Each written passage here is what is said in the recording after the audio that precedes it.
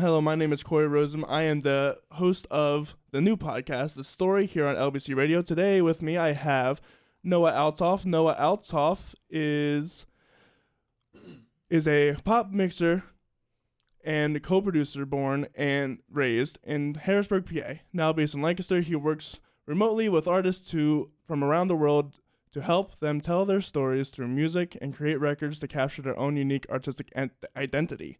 Noah has worked with artists like American Idol performer Marna Michelle, the Break Plans, MRIK, and MTV featured band Down North. Noah performs in the band Jon Garcia and the Hopeless Romantics, as well as serving as a session guitarist and gigging musician for other local artists in the Lancaster community. Noah, how are you today? I'm good, man. Thanks for having me here. This is episode 1, right? This is episode 1, our beginning. first ever guest on The Story. Nowhere to go but up. Nowhere to go but up. That is absolutely correct. So, what inspired you to do music? I think I was probably 13 when I first started really hearing music for the first time, because it was always running in the background in my life. And I grew up in a family that was relatively musical. I mean, I started taking piano lessons when I was probably 7. You know, absolutely hated it, but I was doing it. And my dad was always involved in church music at our local church. And so it was always kind of around me. But I think it was probably when I was, 12, 13, 14, I started really listening to it for the first time and felt it, having a meaningful impact in my life. And that's kind of when I started picking up a guitar and messing around and kind of finding my own voice with it. Right. Yeah. So, I feel like that's everybody's journey a little bit, right? You Right. kind of have that. And for me, it was 7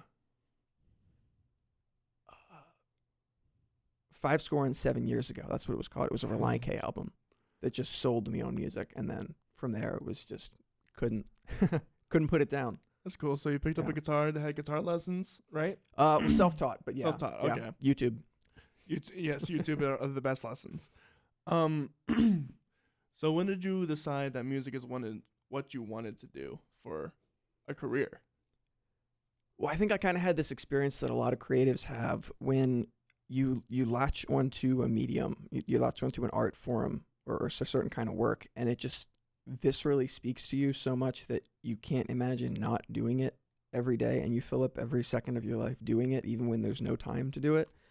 And that was kind of my experience, like when I got to high school and I really got more serious about playing guitar, and I started playing with other friends and writing songs, and I just felt like I couldn't put it down. Like I just couldn't stop. And so I don't really know that there was a moment when I was like, this is what I have to do. It was more just like I couldn't imagine not doing it, and I was always chasing down, now how do I make this a reality? Like, how do I have an excuse to to play my guitar all day and not have to go and make coffee or something like Right. that, That is the question. What is my excuse to do this for a living? How do I get there? Yeah. What's my angle? Right, what's your angle? So another question then, what was writing your first song like? Oh gosh. Do you think it was any good, or do you think It was probably terrible. It was definitely, everybody's first song is terrible, right? that's fair? Like, because it's a process, it's a journey of self-discovery in that. I don't even remember what the first song I wrote was anymore. But I think that I remembered the feeling of looking at the page after I'd finished the lyrics and just thinking like, wow, I made that. And it wasn't because I thought it was that great, but it was just like I felt like I was engaging with the thing that had inspired me, and then now I was participating in it. Mhm. Like it wasn't just me playing other people's music. Now I'm the one creating the music. And it kind of felt like I am involved in this thing that's bigger than me. And that was an exciting feeling, being able to share that with other people. It's interesting. I definitely remember my first song. My first song I wrote, I was working at the Fizz plant here at LBC, and I think it was a chapel service that had happened. We have chapel here every Tuesday, Thursday, and Wednesday. Yeah, that's said that's out of order, but that's correct. And it was something about Jesus, obviously, and like standing forth and standing strong in your faith. So I had written one of the most rather confusing melodious songs that I think I've written to date, but I enjoyed it. That's awesome. So songwriting is kind of a newer venture for you in that way. Then you were a student when you first started. Yes, or? I was a student when I Awesome. first started. Yeah, I never really. I guess Well, that's maybe that wasn't my first. That was like the first song I actually completed to full. I guess the first song I wrote was a chorus. that was about it. I couldn't think past there. But I've been playing piano ever since I was there was a piano in my mother's room, and I was like, dink dink a donk, and my mother was like, "That's great, honey. Let's get you some lessons." Yeah. You need some help. You need a little bit of help there. Yeah. But I've been playing percussion, marching. I did marching band for the longest time. I have calves of steel, and then right, and then I just wanted to get out of where I was living, and I moved up to here to Lancaster Bible College to hit my music composition degree. Didn't actually write any music until I legitimately came up here, so that was like a shot in the dark for me, at least. Yeah. What was the see, now I'm interviewing you just because I'm curious. But because we met at school here freshman year, and so I never got to hear the backstory on that. That's really cool. So you switched to a composition major, or you started as a composition major? I started as a funny story about that. The college kind of messed up a little bit. They had assigned me as a percussion major. Okay. But I had tried out as a composition major. Okay. So thankfully the classes are so similar that it doesn't really matter. Yeah. Especially in like the first few years, so it was fine. Yeah. But yeah, I did come here as not a graduation, but as a composition major. Okay. That's interesting then. So you came here as a composition major before you had ever really dived deep into that world. That's right. Personally. That's awesome. But I've loved music ever since. I've been in choir. I've done I was in a Baltimore Children's Choir when I was a kid. Awesome. And I've done so many other things. A cappella, whatever. I was Shrek in Shrek the Musical as a high school kid. And so I just wanted I like music. This is cool. I want to do something with it. Yeah. So I just decided, you know what? The way I found Lancaster Bible College is actually a really interesting story. So my youth group pastor was like, there's this college fair at this random college, Salisbury Christian High School. And I was like, I guess I got to go to college. That's something I should do. So I went over there, and there's Cairn, there's all these other different colleges, and Lancaster Bible is there. I'm like, okay, I'll just see whatever they got. And they were, a lot of LBC students have this story where they're like the nicest people in the world, and it is literally true. Like they like really open armed, like bring you in, and it's a lot of fun. So that's where I decided to go, and that's how just that random little event that like. By the way, I heard this from a friend that this is a college event happening at this Christian school. Otherwise, I would have never came. That's awesome. Yeah. So what was your song or album that started it off for you? It was the Relient K one for me. Oh yeah? Yeah. Yeah, I'm curious. That's a good question. So I don't really think I have like an album or like a specific song that like kickstarted my love for music. I definitely think though that I know the influences. I'm heavily influenced by Elton John. Okay. Heavily influenced by Queen. Heavily influenced by that kind of genre of like 60s, 70s, even the 80s music. Yeah. I'm kind of a fan of music today, but I'm never really considered myself to be like a fan of music today. I've been rather old in that kind of way. No, there's a really cool purity to the music of that era because there was a spontaneity to it and kind of a certain. The artist had a different relationship with the performance and the recording studio then. And not necessarily a better or worse one, just a different one. So the music that came out of that era just has a very unique quality to it. I'm a big fan of that too. When I got into music with Relient K and punk and rock, but then mid high school I just fell in love with 70s folk singer-songwriters, James Taylor, Jim Croce, all of that, Elvis, and sort of that whole scene. So I get it. I'm right there with you. Right. It's very interesting that you mentioned that, how it was a completely different scene, because back then, not to say that there aren't trailblazers today, but back then for sure it was like a much simplified scene of music. There was basically, back then it was like only rock and roll, and then you had the blues, and then there was just all of this inspiration coming from there's jazz involved as well. That just like Bohemian Rhapsody, for example. That's Sure. never been done in the almost perfect way that it's been done. Tiny Dancer, another revolutionary song where there's 2 full verses before the chorus. Yeah. Stuff that's never been done before, and it's really, really good. Breaking the rules. Breaking was the rules. kind of the like MO there, and I think there's something really cool about that. Truly. So, we've talked about our music influences. How does one be loving music and then going into creating music? How does one find, you're a co-producer, right? Mm-hmm. Yeah. How do you market yourself as a co-producer and then find clients based on that? Oh, interesting. So can I say a little bit about what that means first? And Sure. Kind of, for sure. So when I first, I started recording music just because I was writing songs and I didn't have anybody else to do it. So I had an 8-track recorder and no band. And so I would sit for hours and just try to learn instruments so I could write parts to play on my own music. And I fell in love with the process of just the puzzle that it was. Like the way that each component of a song kind of uniquely fits together to create an experience that people can get wrapped up in this emotion or this feeling that the music is supposed to communicate, and you can get lost in that universe a little bit. Mm-hmm. And so I fell in love with the process of discovery that was involved there, of like, here's how we're crafting something, and every single time it's just radically different because every song is different. And then when you start working with other artists, then you have their vision and being able to interpret that, and then studying their influences and figuring out how to incorporate those into somebody else's music. And so it started as a process of me just kind of wanting to make my own music, but I realized really early on, and it's been consistent since then, that I just would rather work on other people's music because I love coming in and being able to help them take a concept that they have and turn it,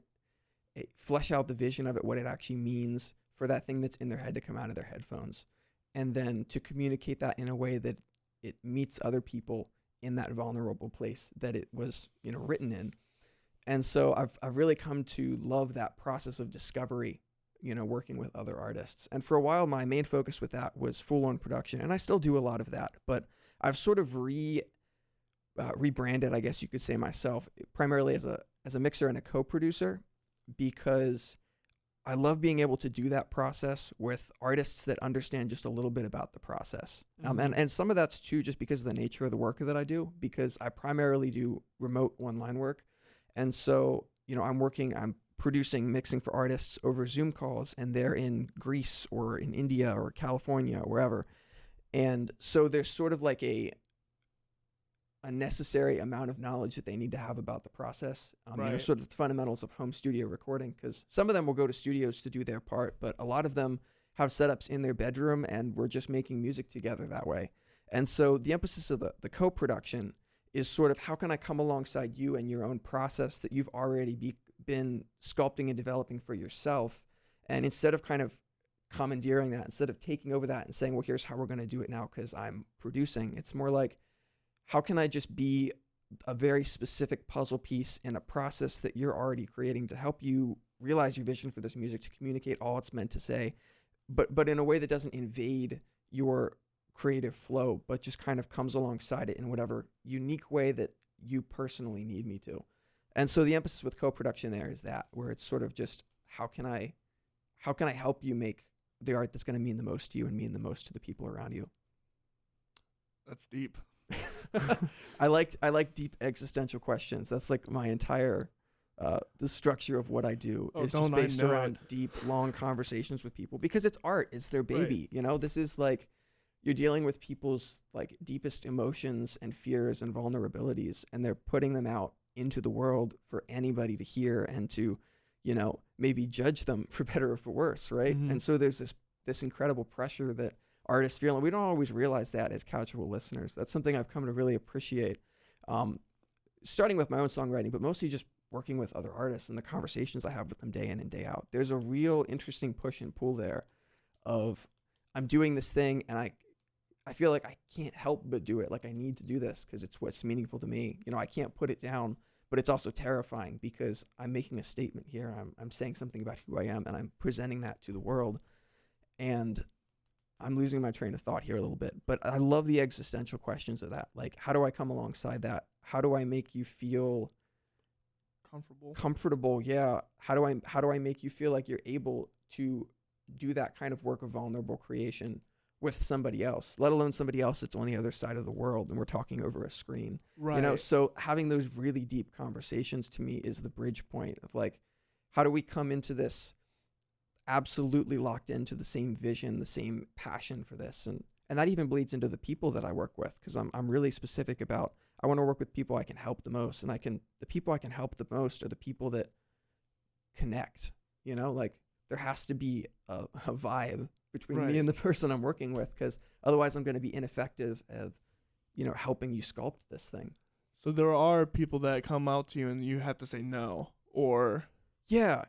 And it's not an incredibly common thing, and it has nothing to do with talent. That can sound really like a jerk move or something.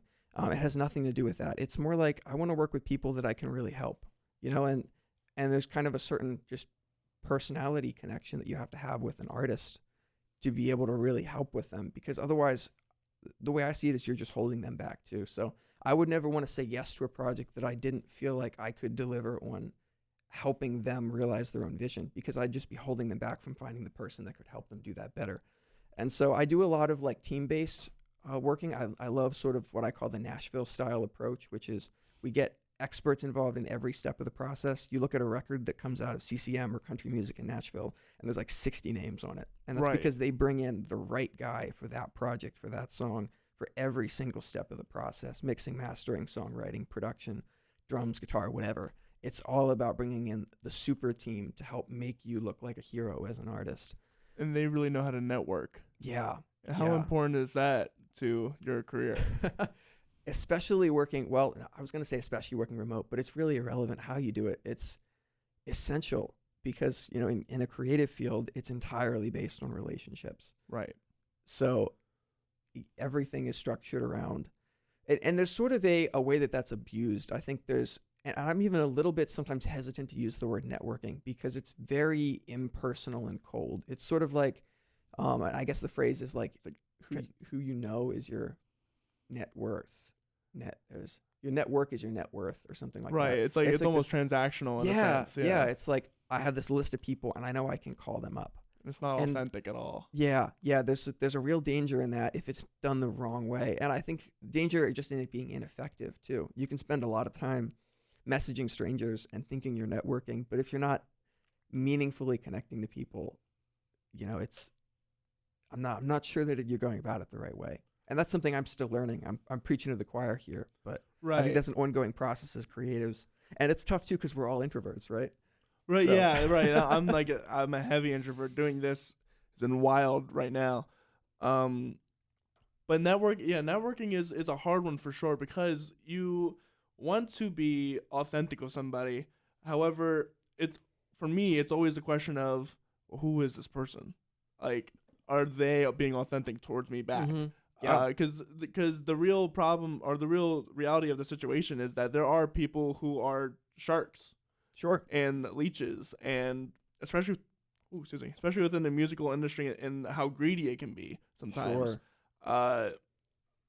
I'm honored that I can have people come on for free. Sure. They're just like totally willing to do this, like you, and I'm eternally grateful. Happy to, man. But it's really hard sometimes because I will go up to a person and be like, hey, like at an open mic, for example, like, can I play along? And they'll be like, no, because they're settled into their own, whether it is, sometimes it's like legitimate reasons. Like, sure. It's a hard song. First off, I can sight read, but you know, when getting into that vibe, but there's some people that are so overly all about themselves and not about the community, and And that's really dangerous. Yeah. Sometimes. Yeah. Have you had any experiences like that within your co-producing world? I think none that I would want to like flesh out That's fair. publicly. But I think that there is a danger when we can become really insulated as creatives. And that is sort of what we're talking about here with networking, is that danger of seeing people transactionally. But I think it bleeds out even further than that, because, and this is something I've experienced in the local music scene here occasionally, and, you know, other places. I think it's kind of a common phenomenon, but we see the creatives around us as sort of a threat to our own success rather than the source of it. You know, where we're seeing like, oh, he's doing really well or she's doing really well, so that means I can't do as well because they're eating up my spot. They're eating up my spotlight. We're eating up our opportunity. Right, yeah. And I think it's such a backwards way to think, because the community that you are collectively creating as artists is indispensable. And as soon as you try to do that on your own, you're not creating community anymore. And you're missing out on, I think, a lot of the experience of what art can truly be when it's at its fullest. But you're also just missing out on sort of the point of the whole thing, you know, if I want to be really blunt about it, you know, because music is meant to connect us together, not to rip us apart. And yeah, that's for sure like a gigantic thing of what I'm trying to do here is to create that community, create that it's okay to be vulnerable with people, because some people are just so against it. It's without community, there truly can be no music, because who's going to listen to your music? Yeah. Well, music is this communal act of co-creation in a lot of ways, you know. Mm-hmm. When you're up on stage with a band, you're all participating in this collective act of creation and sharing it with a room full of people. You know, there's something about the whole thing that's very, you can't remove the communal aspect of that, or it ceases to be a lot of what music actually is, you know? Mm-hmm. Sorry, I just lost my head now. Yeah, it's funny. We've got this big window here. Right. Huge so glass window. We just see people walking by. So we are theological people sometimes, right? Occasionally. There's been many a night where Noah and, not I, because I just wanted to sleep, but Noah and my past roommate have stayed up talking hours and hours about theology. So where do you bring your theology into your music career? Well, I like to leave this very existential too, and it's incredibly intentional, because I like I like art to swim in kind of this mystic, you know, mystery in some ways. But the way I see it, we have like the Genesis 2 story, and this idea of being made, you know, imago Dei, in the image of the Creator. And we see that word image as a noun, and, you know, we sort of read it that way in English. Mm. But when we really break it down, it acts more as a verb. It's more of imager. It's a purpose. You know, imager is also a noun. It's early in the morning. I haven't taken a test in a while. But to image is sort of a purpose. And that which we are imaging is eternally relational, you know, communal and creative. And so I see the act of making music as a participation in something that is already ongoing around me, you know, and I'm experiencing that in greater depth when I'm choosing to not just kind of stand by the sidelines, but also participate in it with other people. Here's a kind of a related question. So I've been having a lot of conversations with this one particular person. I won't say him publicly. However, he is very conservative in his beliefs, as you know, many are around here. And he was talking about music creation, right? And he only accepts musical creation within the Psalms. Like, you have to use the Psalms in Scripture. Okay. And create music solely based off that. Anything else, he goes as far as to say is blasphemy. Okay. What are your thoughts?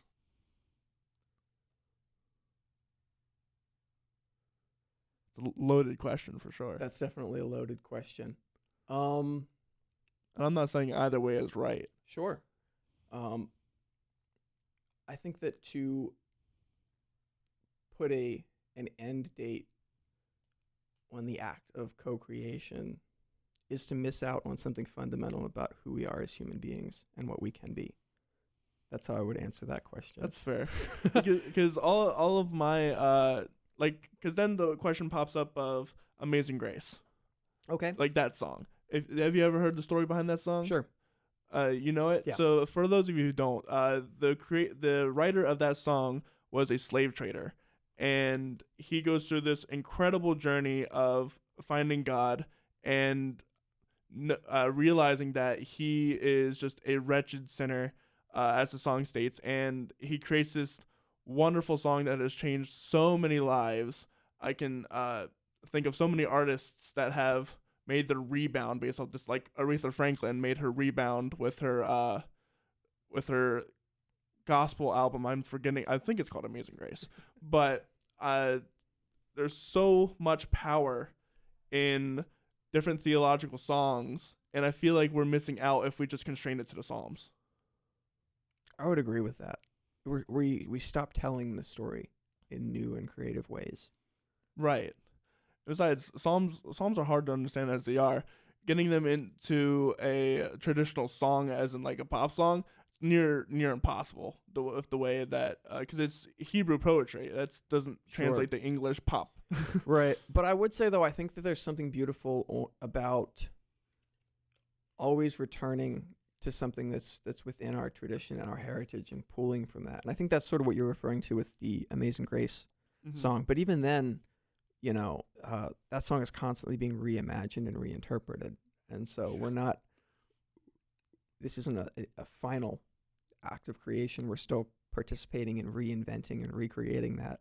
And I think even you just get up on a stage and you play a song and you never play it the same way twice. Absolutely. Because you're always recreating from what you've already created. You know, music doesn't have a final end date. It's not always about arriving somewhere as it is just enjoying the ongoing eternal journey and process of bringing things into existence. Right. I can't tell you how many times I've played House of the Rising Sun, and it's never, as a gigging musician, and it's never, ever the same. Sometimes I mess up. There are plenty of times where I mess up. Sometimes there's an extra violin. Sometimes there's an extra bass. Sometimes... Nobody plays that song the same way either. It's really funny. It is really funny. It is so... I have gotten in such the habit. I play with a local cat named Cody Kilburn, and I love the way he plays it. He does verse and then solo section. Verse, solo section, because there's not really a chorus, right? Yeah. It's just kind of verses. Mm-hmm. And I love the way, because it's so much soulful when you do it that way, because it just gives time to imagine the lyrics of the song, which is a really heartfelt, almost tragic song. Yeah. How do you turn lyrics into music? Ooh. That is a really cool question. I'm gonna have to think about that for a second. That's okay. I'll tell you how I do it. Go for it. Think about it. So I have trouble with lyrics a lot. I'm much more of a music composer than I am a songwriter. Sure. In all sorts of ways. And I love accompanying lyrics with music that just makes you feel it. And I'm also a really big fan of soundtracks. Mm-hmm. So and that's really what a soundtrack is. It's making the cinema moment, because imagine How to Train Your Dragon without like the music in that. Yeah. It's almost laughable at some points. Yeah. And it's almost like, what are we doing? What's moving this? This is just because if you didn't know, the directors actually intentionally made space for music for that. Yeah. So I love accompanying lyrics and sometimes just letting it just be music. Because at some points, like the rules for musical theater is when it becomes too emotional for dialogue, you sing. When it comes too emotional for singing, you dance. Those are the rules for musical theater. I love that. Yes.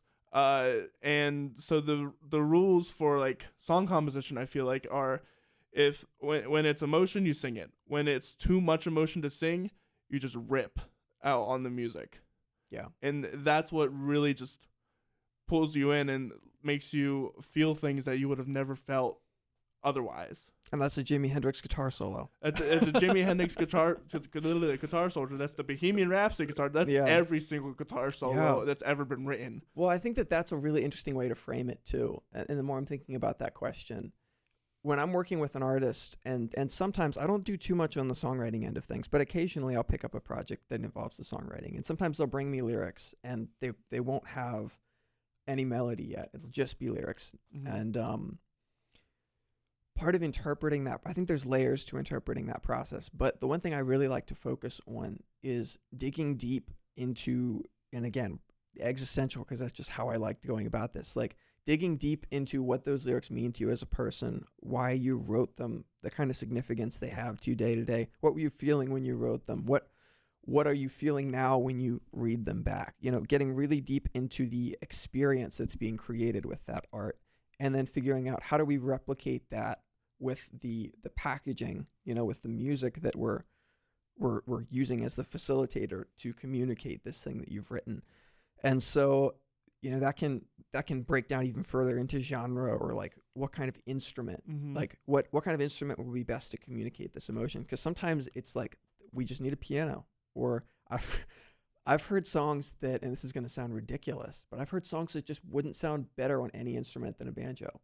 And like emotional, deep, emotional folk songs. And it's like, if you did that on acoustic guitar, it'd be nice, but the banjo sold me, you know, like, and so finding those bridge points, like how can we best communicate this vision with very, very intentional decisions in the arrangement and the production process to make people feel something. And then, and these are the kind of questions I ask artists when I'm working with them, is like, how does it change between verse 1 and chorus 1, or chorus 1 and the bridge? Like what kind of emotional journey, if we think of a song like a movie where there's high points and low points, there's points of tension and points of, you know, release, and there's this whole like journey, there's a story we take people through. And a song is kind of the same way. You're taking people through this story and figuring out, okay, like what am I supposed to be feeling in the verse? And is the chorus supposed to be like driving that feeling harder, or is it supposed to be like pushing again? Am I supposed to feel something different here? Or like, and so kind of creating an emotional journey in the music that directly reflects the emotional journey in the lyrics that have been written.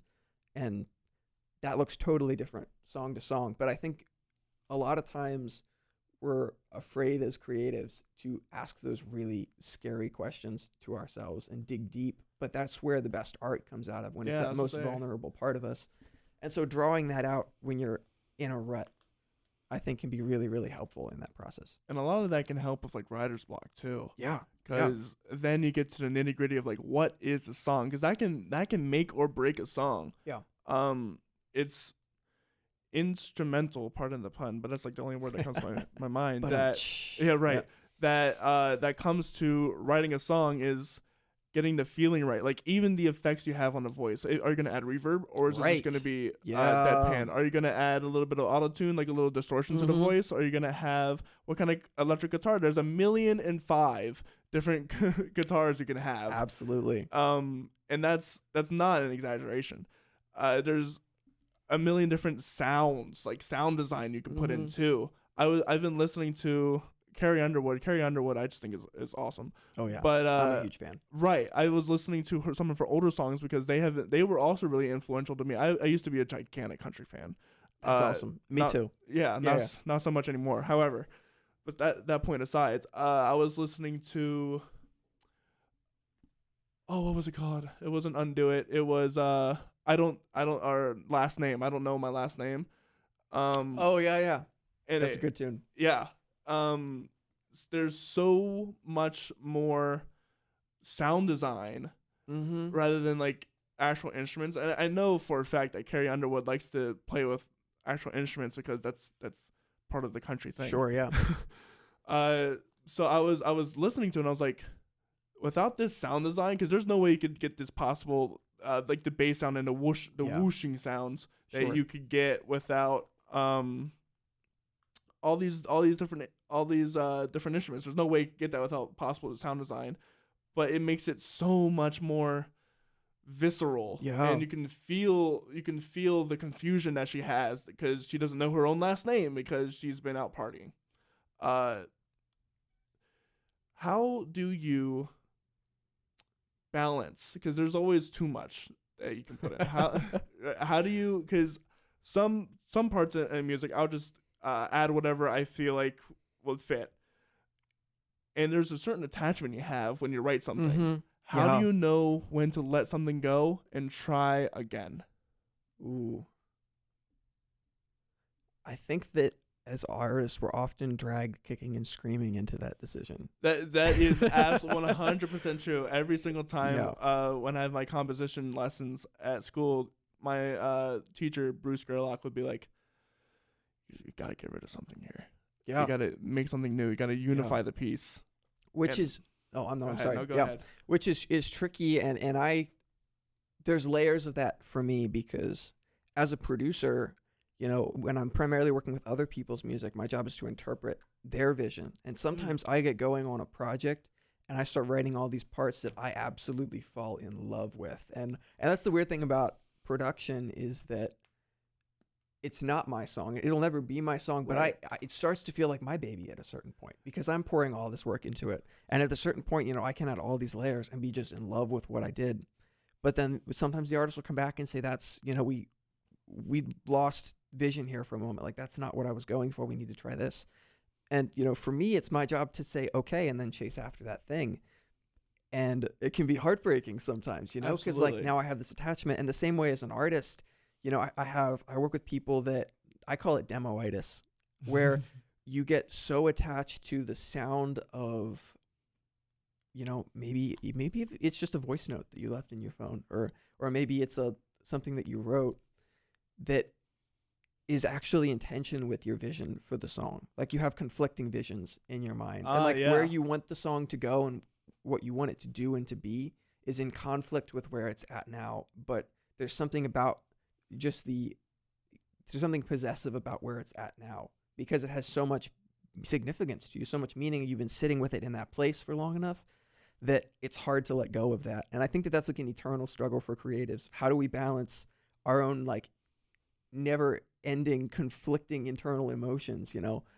And it's tricky. I think that there's definitely a nuance to that, because there are some times when it's right to, like, I even think about it, you know, there are songs that I love listening to that are completely unfinished, that were just released as a demo, because it just sounded better unfinished. There's something about that fit the messaging and the purpose of the song in a distinct way. And, you know, then there are other songs where we just have to push through that tension just a little bit to get to the other side. And then we realize, like, oh my gosh, you were so right. Like, this is where it needed to go. I'm always being humbled by that as a producer and a mix engineer, because I latch on to something. And then, you know, there are those moments where they say, that's not it. That's not what we're shooting for. And then I do the thing that they're saying, and I'm like, okay, if you say so. And then I'm like, oh my gosh, it's so much better. You know, so there's like a tension there. There's not always a right answer for that, but we're always dealing with that as creatives. I don't think that ever goes away. Yeah, in one class I had electronic composition. One of our assignments was to grab one of the students in the songwriting class and then collaborate on a project together. Nice. And that was a lot of fun. Do you remember Noah Reber? Mm-hmm. Yeah. Yeah, so I got one of his songs, and he writes the most amazing songs. But I had a completely different vision than what he had, and I still kind of regret it to this day, because it was a really good opportunity for learning. But now that I look back on it, I did what you said. I had never done it before, and I kind of took over the project and was like, no, this is mine now. But it's not. It's to some effect, it was ours, but because he only had like the chords and nothing else thought about it. More of a collaboration. More of like a legitimate collaboration. But having that healthy push and pull was something I didn't have down at that point. And that's part of the learning curve for sure. Yeah. Now I would happily go back with him and enact his vision. He wanted more of a worship set, but his song spoke to me as more of like an orchestral set, because of just the raw feeling it had. However, I had written a song called "You Remain," and right now it's I wrote it as like an orchestral set, but for my senior recital, I put it on as a worship set, and oh my goodness, did that worship set! It was like the highlight of my recital. People were shouting and screaming and the happiness and like just the amount of joy, and granted that comes partly due to the performers that were insanely awesome. Sure. Like Matt Cross on drums. You can't get any better than that. We love some Matt Cross on drums. Matt Cross is a friend of ours. If you have no idea who Matt Cross is, that's totally fine. We'll have him at some point. Hire Matt Cross to drum on absolutely everything you ever need, and you'll never be disappointed about it. Never be disappointed. So we're coming closer to the end of our time on the radio. However, we will still be going live on Facebook. So if you want to look up the story on Facebook, you can follow us and continue. We will continue the conversation on there. So wrapping up our time on the radio, you had said you would co-produce, obviously. What are some of your top experiences co-producing? Ooh. So it's been kind of this ongoing process of realization of just what's possible. And I don't say what's possible in the sense of like what I'm capable of, but more just like where technology has gone that creators are able to do these awesome things. Because I really started pushing into the remote, aspect of production maybe 2 years ago max now. And we were kind of in an interesting situation in the world when, everybody was already stuck at home and there wasn't a lot of other options. And so I was kind of left at this place like, well, what do I do now? Like I can't record with people. And so realizing that that's when it sort of started popping up that like, oh, maybe I can work with somebody in another state and just have them record at their house and we'll get on a Zoom and we'll collaborate. And I think that for me, the big moments for that were just like a bunch of little moments. That was a very convoluted way to say that, but like realizing what's possible. Yeah. And just like, oh my gosh, we can do this. And it can be really awesome. I worked with an artist that reached out from California that I had never met, that I didn't know who they were. And they're just like, hey, I saw your Instagram. I like the stuff you're producing because I was posting little clips of it there. I want to work together. And I was like, okay, now I need a system for this because I don't know what I'm doing. And I just kind of had to figure it out as I went and asked a bunch of peers in the industry that had been doing it longer, and they gave me some tips. And since then, it's just the past 2 years have been like one moment after another that like, oh, this is really cool. Like as creatives now, the limitations are just being shattered. Like, it was cool because we can do home studio recording. We don't have to go to, the studio in Nashville to make a record. Now we can make it in our bedroom. That was like step one. That was like, nice. That's awesome. Yeah. And then step two is like, yeah, and then we can do that with people in Greece. Right. And there's no limitations. Like we can get on the way I do it is I'll share my screen on a Zoom call so they can actually see my session and see me at the same time producing. They get a link for this program called Audio Movers, which streams like full quality real-time audio to them wherever they're at. Well, that's and cool. It's literally feels like we're just sitting in the same room together, like they're just on the couch in the studio and we're making a record. And it's just wildly exciting to me that that's possible now, because it goes back to that thing that we talked about, how creativity is this communal thing. And now that community is bigger than our local community. It's global in the sense of these things that are possible. So that's kind of what excites me about it at this point. That's cool. So we had mentioned that you got in touch with American Idol star. I forgot her name already. Marna Michelle. Yeah. How was that? How'd that happen? That's another one of those weird networking things. So I mixed a project for her. I'm actually currently working on another right now, and we didn't connect directly. And this is the interesting thing when networking is actually relational. The kind of cool things that happen. Because most of the work that I've gotten that I've been really excited about, that I've really loved, have been just through a friendship that turned into something really cool a couple years down the road that was just purely a friendship, before then. So I had a friend who was a producer in California. They're currently in North Carolina now. But Marna was one of their clients, someone that they were producing. And through my relationship with them, it was like, I need somebody to mix this project. Can you do it? And it turned out to be a really cool situation. And that's been my experience with most of, I'm being redundant here, but most of the things I've done that I get really excited about have just come from like building long-term friendships with people, and then weird stuff pops up when people know, like, and trust you. And so that's kind of what I'm moving towards now, and what I encourage other people to move towards is like, it's tough as creatives, but just make friends with people. Right. And that's another thing for sure, is that you'll get referred more often if you have like legitimate relationships with other people. Like, you can tell when someone's being plastic. Yeah. Especially on the internet. It's especially so much on the more internet. important when you're working remotely. Right. And another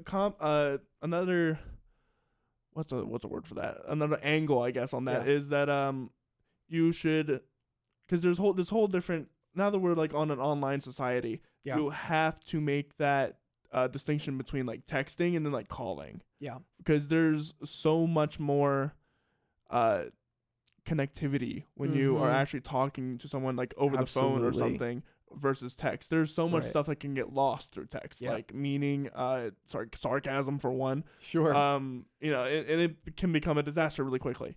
So to make, and another aspect is that you want to support your people. You want to make sure you go out to their events. You make sure you want to mention their events. We're gonna wrap up soon, so I want to ask you about some of the events that you might have, or some drops that are coming out soon, and where they can find you. Cool.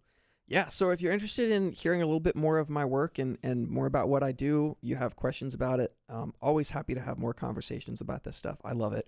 You can find me at www.noahaltoff.com. That's ALTHOFF. Or my Instagram profile is Noah Althoff Music.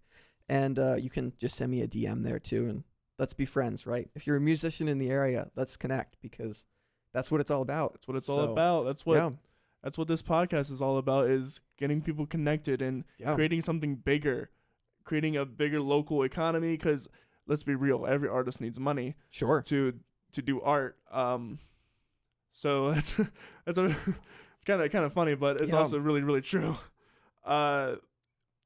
Is anything dropping soon for you, like any art, or like any music, or? Not for personal projects, no, but I've got a bunch of releases coming out soon for artists that I'm working with. One that I'm really excited about is with this band, The Break Plans, which is a pop rock band from New Jersey. They're putting out a single called YOU that's coming out on Friday of next week, and you can check that out on Spotify, all that, or if you follow me on Instagram, I'll definitely be posting about it there. Awesome. So right now we're gonna listen to something that you have put together. Do you want to introduce this piece? Yeah, sure. So this is a song that it felt appropriate for the medium, and just because I'm excited about the work that I get to do too with some of the local community here. This is a project with a church called Encounter in Palmyra. And it's kind of a work in progress still. And so I thought that was appropriate for the conversations we're having about production and what all that looks like. This is something I produced for them that will be officially released here in about the next month, but I got permission from them to share it a little early. And you'll get a little bit of sense of hearing it as it develops. If you listen to it now and you listen to it when it comes out, it's going to be a little bit different because we're still in process, and that's part of the fun of it. So this song is called Jesus.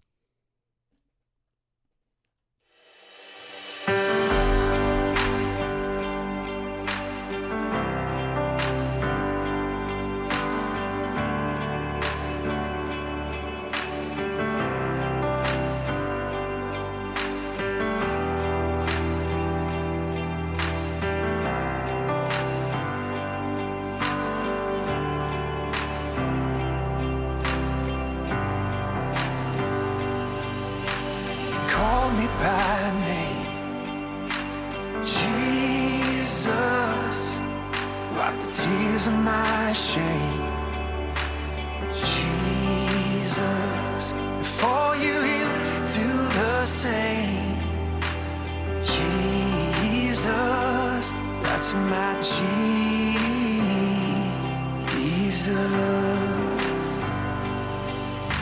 He knows where you've been. Jesus, an attorney for sin. Jesus, you're redeemed and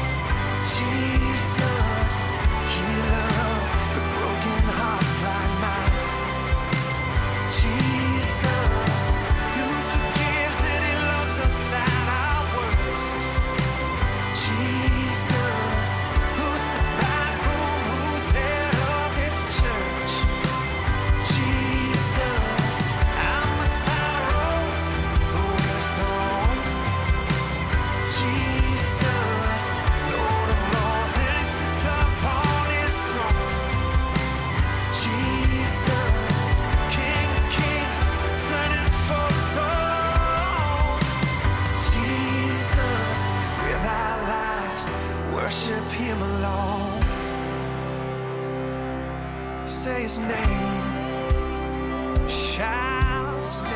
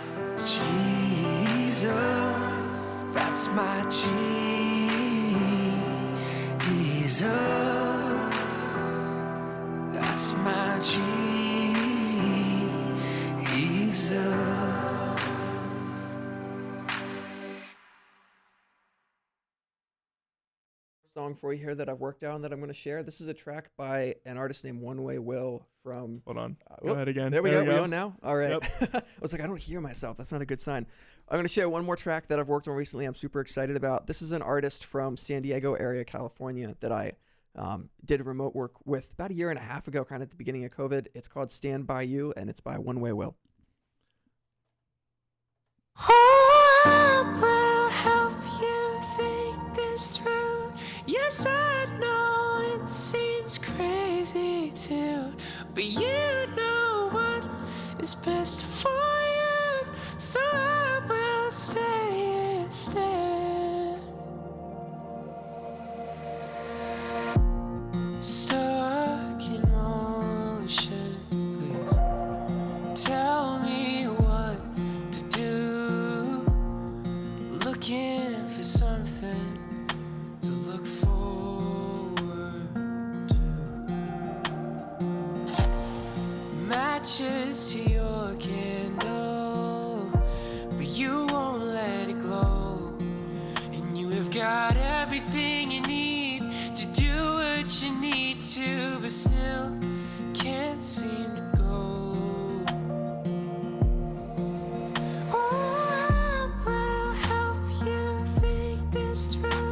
Yes, I know it seems crazy too, but you know what is best for you, so I will stay instead. By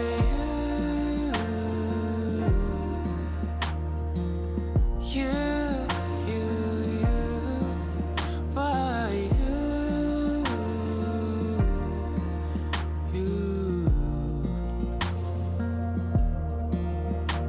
so tell the man staring in the mirror to go easier on yourself, 'cause you could really do something bigger with all these cards you've been dealt. Oh, I will help you think this through. Yes, I know it seems crazy too, but you know what is best for you, so I will stay instead. By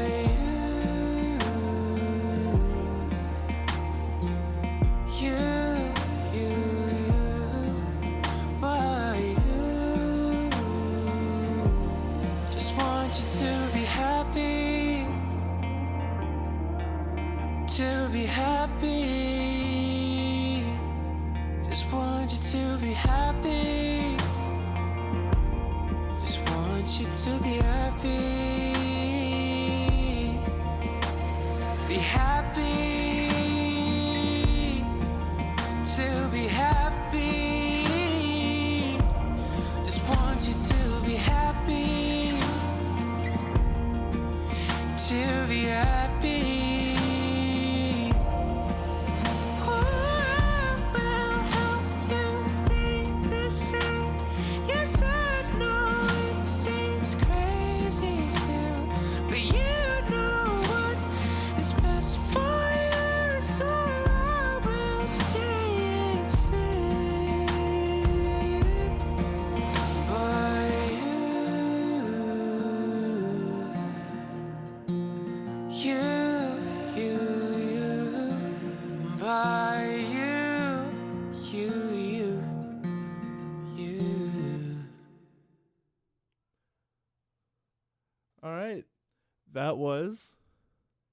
Stand By You by One Way Will.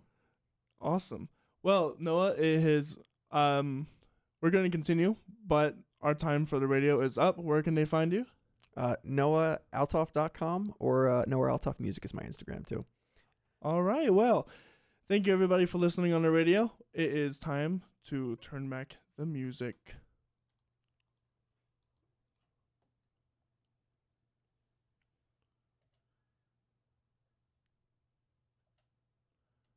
All right, that should be the radio done and dusted.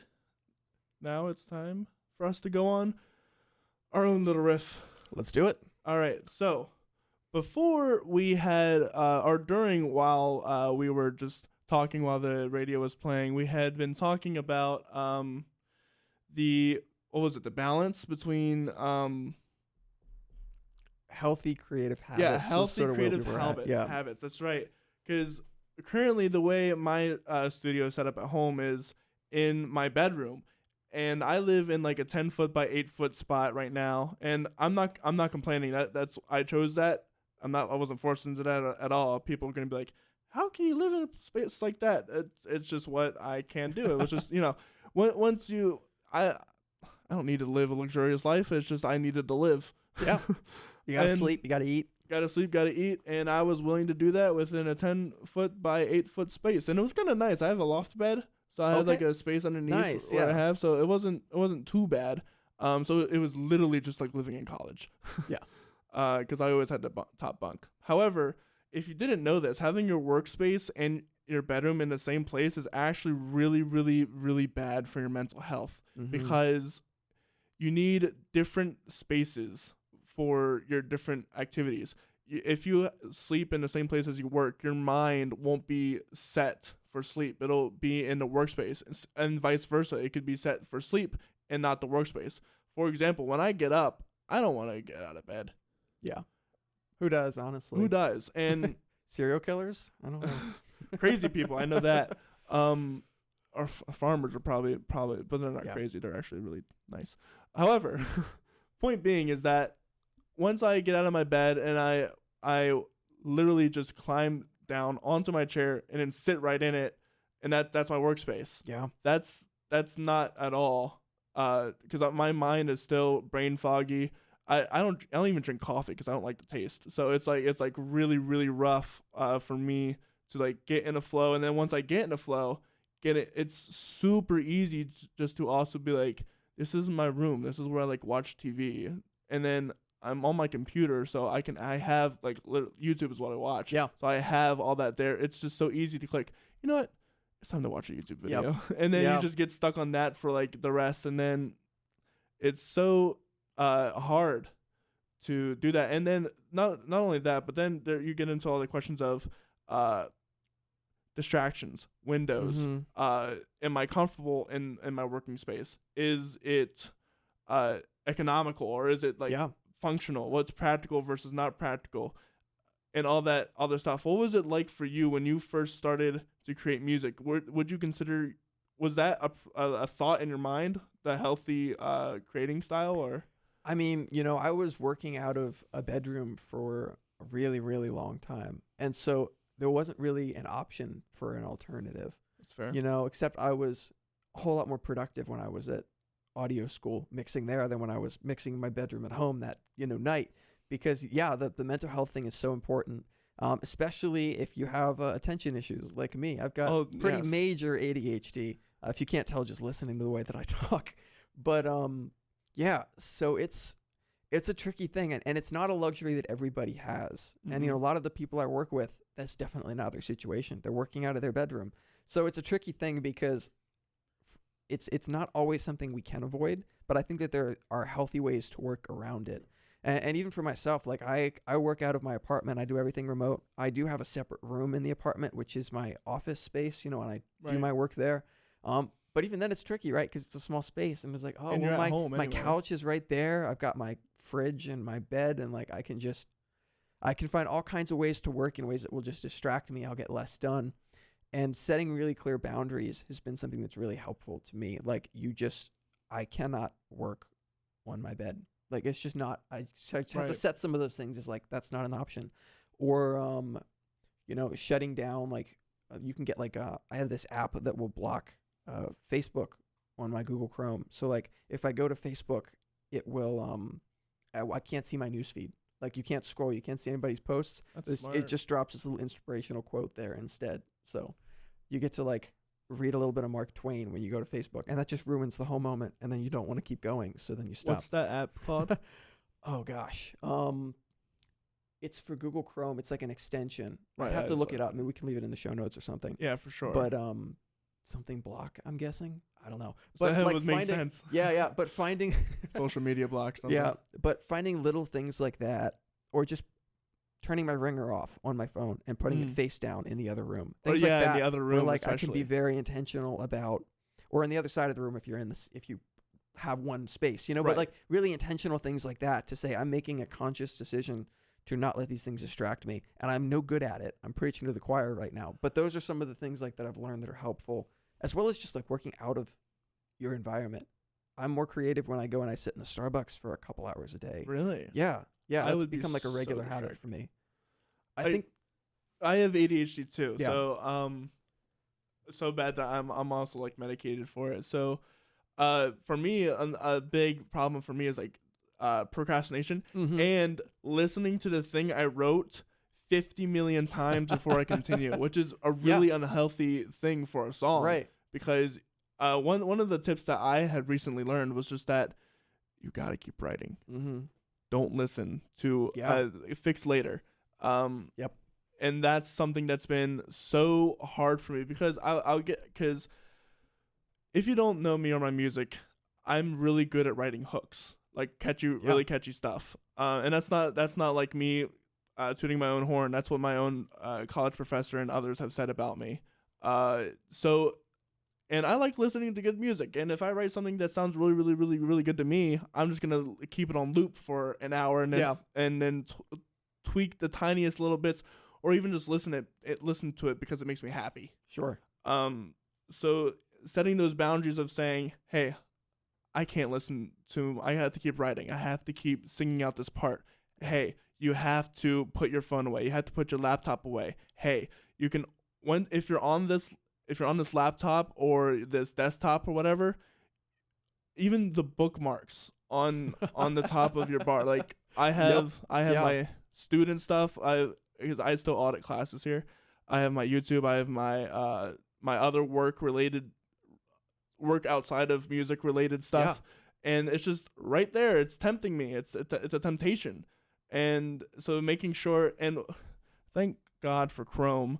In this aspect particularly, where you can have your own Chrome profile that saves all your bookmarks for you, so that way I can just switch between my performance. Yeah, right. You didn't even think about that, right? No. Yeah, I'm gonna have to do that now. Yeah, so I have like my personal email, which has like it has everything there, just in case if I want to work on it. Yeah. But when it's time to crack down, I have my business profile that only has the stuff that I like. It has for my podcast, for example, it has the story Gmail. It has my Canva page in which I make all the graphics. Nice. It has, and that's pretty much it. I guess there's LinkedIn and Instagram that I have on there too, because that's kind of important for the marketing and all that jazz. Sure. And then I have my Outlook, so that way I can tell the studio when I need to book it.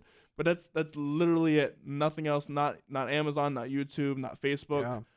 Well, that's a lie. I have Facebook for the story, Right. but otherwise, no Netflix, no Disney Plus, none of that stuff that can get me distracted from what I'm doing. And when it's strictly logic, the only reason why I have YouTube there is because I consider that time to be of learning. Mm-hmm. So whenever I go on YouTube, when it's my logic time, when I'm sitting down and producing, it's only to I have a different account that's only subscribed to like different music theory and like orchestration channels. Nice. That way I can learn more and do more, and it's still technically work. That's kind of like my excuse to get around it, but it's also important to take breaks. Yeah. Because it's really unhealthy to work 8 hours straight without taking like a standing break or a eating break. We all divergent Yeah. people Yeah. get hyper focused sometimes, and Yeah. I have gone days without eating because I've just forgotten. Oh, good. It's not just me. No, it's Yeah. I've talked to so many people that it's some people who like don't have ADHD. It's like, how do you go without eating? Yeah. How do you forget to eat? Listen, it just happens. I don't know how to Yeah. explain it. It just happens. Do you ever just like snap out of it at like 6 o'clock at night? Realize I didn't drink any water today. Right, and Yeah. then you're wondering why you have a headache. Right. Yeah. It's like well, obviously you haven't had any water. Yeah. And you've just been turning the music up more and more, Up like more and every more and more. 20 minutes. because suddenly you can't hear it as well. Yeah. So we're really unhealthy for each other, really. I think we're in a toxic environment here. We need to shut this down. We are in a toxic environment with ourselves. So that's what I'll do. Because one of the healthier ways of working that I've heard is like 25 minutes and 5-minute break or something similar to that. For me, I like to work within an hour because sometimes it takes me 25 minutes just to write down a piece. Yeah. So I'll like work within an hour, and then I'll be like, okay, let's research some completely different things. So that way I'm refreshing my brain. I'm getting new ideas in because I don't want to just keep bombarding my mind with the ideas that I'm already writing. Yeah. Or else it's gonna become ununique.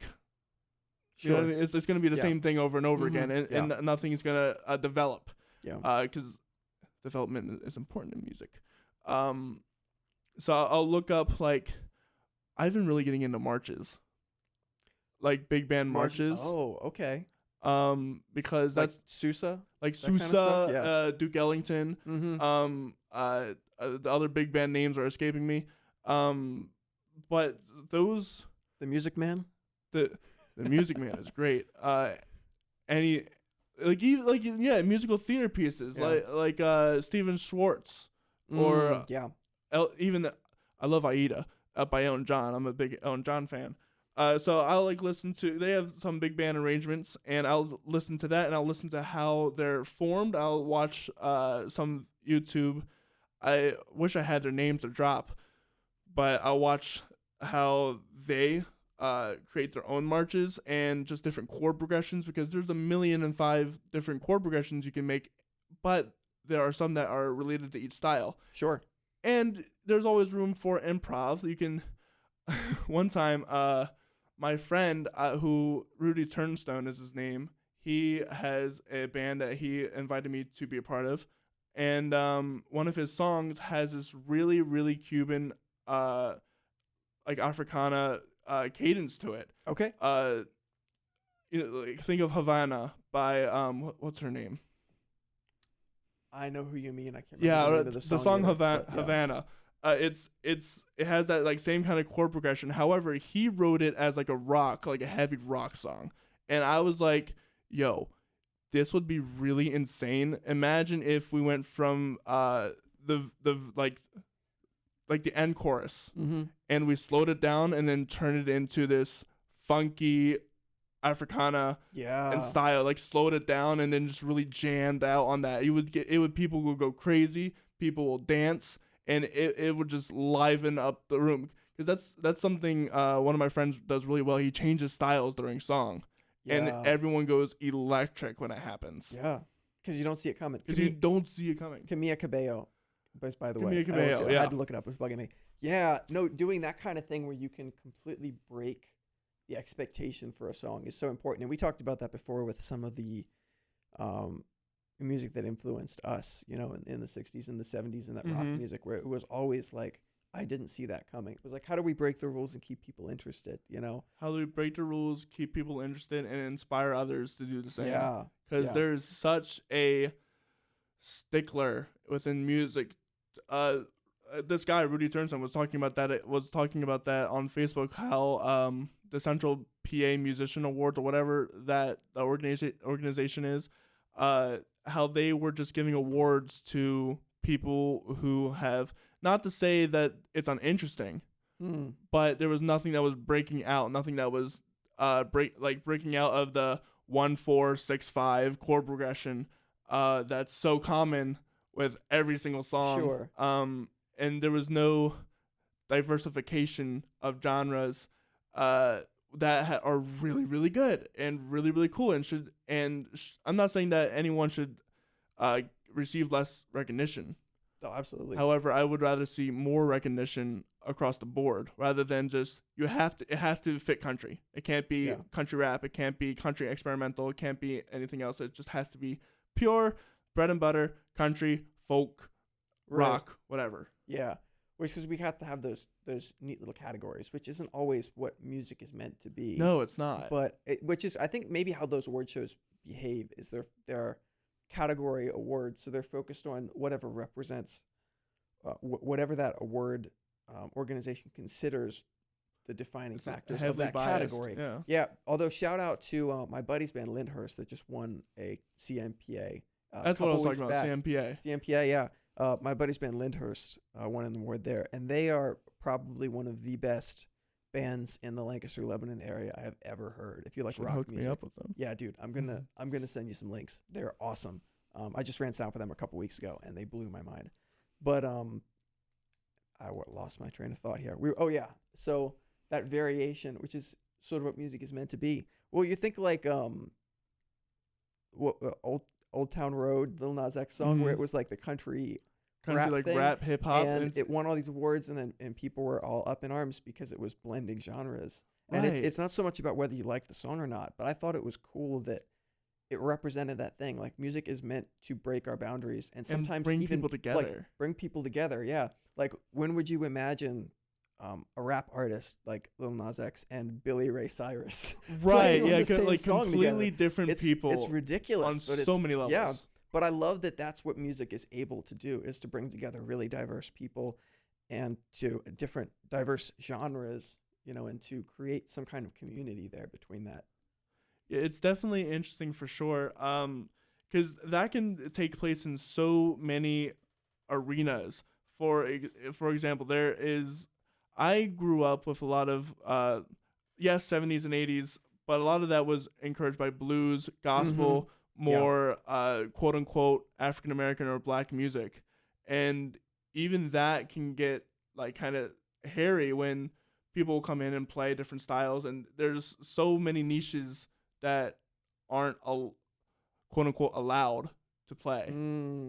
Like for Lil Nas, it was that a rapper can't do country, right? Yeah. Or for Florida Georgia Line, they were strictly country, and then they moved into rap, and people were like, "This is gross. You shouldn't do rap," or some other stuff like that. How has your experience? What do you have a specific genre that you go to, or that you want to break out into? Yeah. So my favorite music to produce right now is anything that I would term like indie pop. And the reason for that is that I do really enjoy the format of pop music. I love the hooks. I love the sort of verse chorus way of telling a story. And I love breaking it too. But I do get excited about that. I enjoy it. But I love shattering the expectations about what it looks like to structure a song around that in terms of the instrumentation and some of the creative decisions that get involved.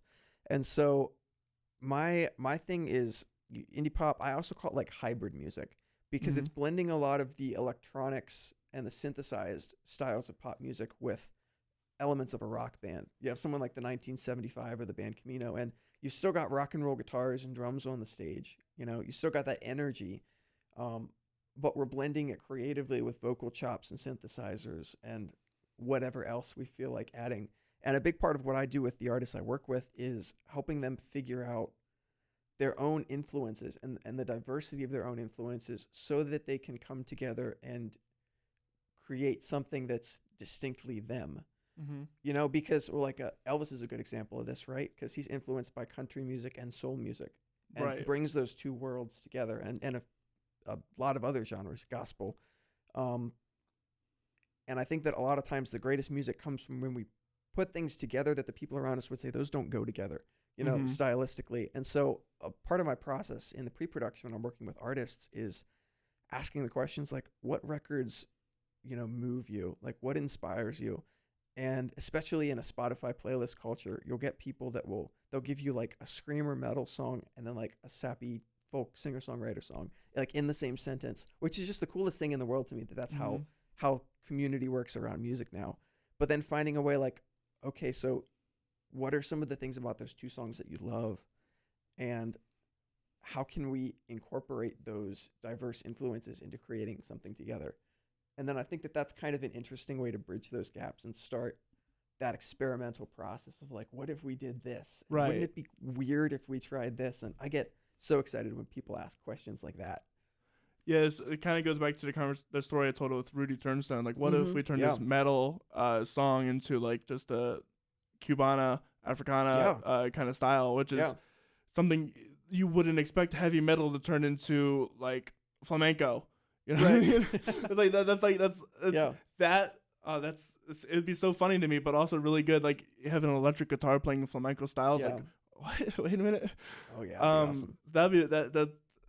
It's really fun, and Right. it's unique, and it's gonna turn heads, and that's something that's really important. Is that because your music needs to sound good, but it also should turn heads and be like, I wanna be able to do that, or Right. I want to be a part of that. Right. And it's like, I sometimes think we have it in our heads that I, as the artist, am the only person that's like this. I'm the only person that likes Right. country music and pop punk music or something.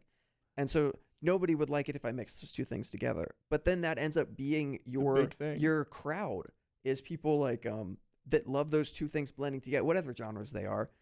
And then that's how you can build an incredibly loyal audience, because you're doing something unique that very specifically speaks to them and the things that they love. And so it's almost a huge asset to you to really deep dive as an artist, to anyone as an artist. Like, what are my influences and how can I do something that's distinct by blending them, that's going to connect with all the other people like me that have those same diverse influences? Yeah, Machine Gun Kelly did that. Yeah.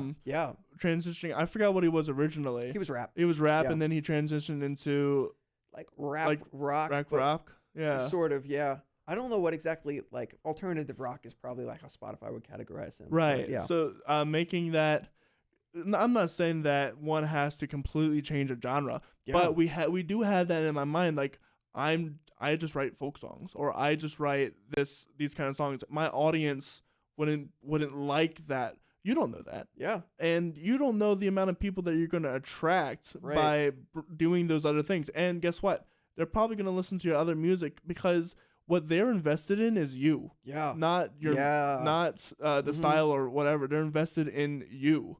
So if they like your folk metal remix of a song, they might actually like your more folky songs or your more metal songs. It's just opening the door. It's opening their musical mind as well, because I know so many people that are just like, I just like country, I hate everything else, or I just like rock, I hate everything else. Sure. I like pop, not really into anything else. I know being involved with the musical theater department here and all the other classical arrangements, are like, I only listen to Mozart, or I only listen to Beethoven, or I only listen to show tunes. And it's just like, there's so much more. And these are the same people that would say, I like all types of music as well, but then their playlist will solely be country. Right. Yeah. I could not tell you how many times I tell people I love all sorts of music. Sure. And when I say all sorts of music, I mean that there will be there's a barbershop quartet in my playlist. Yep. There is Monteverdi in my playlist. Okay. There's Big E in my playlist. Yeah. There's, even up to, like, there's Ariana Grande, and even there's like literally everything. There's I will say this, I don't like screamo. Okay. But I still have Evanescence, the Wake Me Up Inside song. Evanescence, yeah. Evanescence, and they're sort of scream, and I have Creed in there too, which can be screamo too. Sure. So it's, if you're an artist, don't be afraid to break out. Yeah. And if you're sitting on a song and it's something you usually don't do it anyway. You're gonna learn so much more from doing that than not. And who says that you have to strictly be a folk singer? Who says you have to strictly be a country pop singer or whatever kind of singer? You can be whatever you want to be. And that's the truth of the matter. And if you are serious about it, people will follow. Yeah. We as artists have this deep insecurity about the things that make us unique, when those are actually our greatest asset as Right. creatives. Those are the things that make us stand out and that unite people around us, because we're offering them a unique kind of connection that not everybody can offer. So when we all try to do the same thing, we miss out on that opportunity. We have sort of a couple opportunities. You miss out on, some of the joy that it can be to find that community of people that are like you in some way, which is, maybe the most liberating thing an artist can find. And you miss the opportunity to connect with people at that Collaborate very with unique people. and distinct place. Sure, yeah. Because like that's your greatest asset. That's what I believe it's your unique, authentic self as a creative is the best thing that you can offer to the people that are listening to your music. It'll ultimately be the most meaningful thing to the right audience for Right. you. And there's so many people that have their own issues, right? That are just looking for the right song. There's countless. I can't tell you how many times I've been sad and I've put on "Feeling Good" by Michael Bublé, which is just like one of my all-time favorite songs. So good. It's so The production, good, man. It is so good. Michael Bublé was solely born, in my opinion, to write that and sing that song. I don't actually know if he wrote it. He didn't write it. I think it's a Nina Simone song. Isn't Yeah, it? yeah. Something like that. Yeah, But it's definitely a cover. It's definitely a cover. But he's for sure the guy to sing it. Yeah. Yeah. And that's not to knock the original artist, but an example of an artist who like reached out into different arenas is definitely Elton John. I hate to be like bringing him up every single time. No, let's do it. I just watched the movie on a plane last week. Rocket Man. Oh my gosh, dude, so good. it's one of in my opinion, it's one of the best life to movie adaptations. Granted, it's very theme heavy, and that's what I think really got it done for me was the theme. It wasn't really so much about like, oh, at this point he did this, at this point he did that, which was kind of almost the style of Aretha Franklin, Respect. I still have to see that. It's really I'm not knocking Respect at all. It's that I'm excited to see that. I wish it had stayed more theme than not. Right. But for Elton John, his story, and it's all about acceptance, really, truly. Yeah. He's, I don't know if I can. Well, we're not on the radio. Yeah. He's a homosexual, and he's a recovered drug addict. And he has these so crazy experiences. I would definitely recommend watching Rocket Man. There are a few steamy scenes. I'll let you aware of that. So do with that what you will. However, when I first heard he made a track with Tupac. Yeah. When I first got a gospel, when I heard that, I was like, what? Like, because who are the two people that are completely opposite of each other that you would have never thought would make a track? Yeah. It's almost like that Lil Nas and Cyrus Smiley Ray. That's a good comparison. But Tupac and Elton John, two of these monoliths within their own respective genres, come together and make this incredible song, like bridging the gap. And there's Crocodile Rock, which I would consider him a rock artist, mainly. But Tiny Dancer, a ballad. Goodbye Yellow Brick Road, another kind of ballady song that Candle in the Wind. Candle in the Wind. So good. He has a country song that I forget the name of, but it's just like Elton John did rock, country, rap, popish, hip hopish, and it's just like he really understood the assignment of breaking out in multiple ways as being like a homosexual artist, breaking out in a time. Granted, Freddie Mercury was. I guess Freddie Mercury was a bit later than Elton John, wasn't he? I'm not. Or maybe they were just around the same time. I think they would have been contemporaries. Yeah, but I don't know how much their paths crossed. Yeah, dude. Imagine I'm a not up on my Queen Elton history, though. John. Oh my gosh. That would be insane. But breaking all sorts of stereotypes within the Yeah. music and cultural spaces. Yeah. And that freedom that came from acceptance and then full, like, when you get to that point where you accept who you are, the art that comes from that is phenomenal. And I think Right. that's so represented in his work. Is just that sense of purpose that comes from knowing. And you got that, like, the end of the movie. I'm not going to spoil it for anyone who hasn't seen it.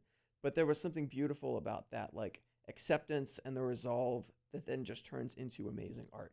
Right. And I thought that messaging was so incredible. And the imagery of the movie is so Oh, yeah. it will literally take you through what it's like to be a musician in the 60s and still now, like the whole content of like drugs and stuff is still super relevant to the music scene and super just as detrimental to the music scenes. I can think of like who was that a female artist that recently like almost OD'd on Was it Demi Lovato? Demi Lovato. Yeah. Yeah. And it's still such a like I'm Still Standing. That one song that was his comeback song of like I'm still standing. I went through all of this and I'm still here. What an inspiration that is to all people, because everybody has that experience of like I was addicted to something, whether it be drugs, adult content, or just even like egotistical, like all sorts of stuff.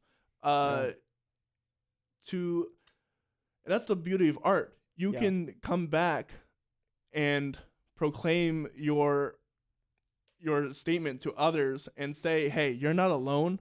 Even the richest or most popular artist of all time has these problems. And I got through it, so can you. I think artists, creatives in general, we're all a little bit emotionally tortured individuals. Oh, absolutely. Because we're doing something. It's countercultural to be that vulnerable. Right. In whatever medium, be that poetry or song or painting, whatever it is, to create something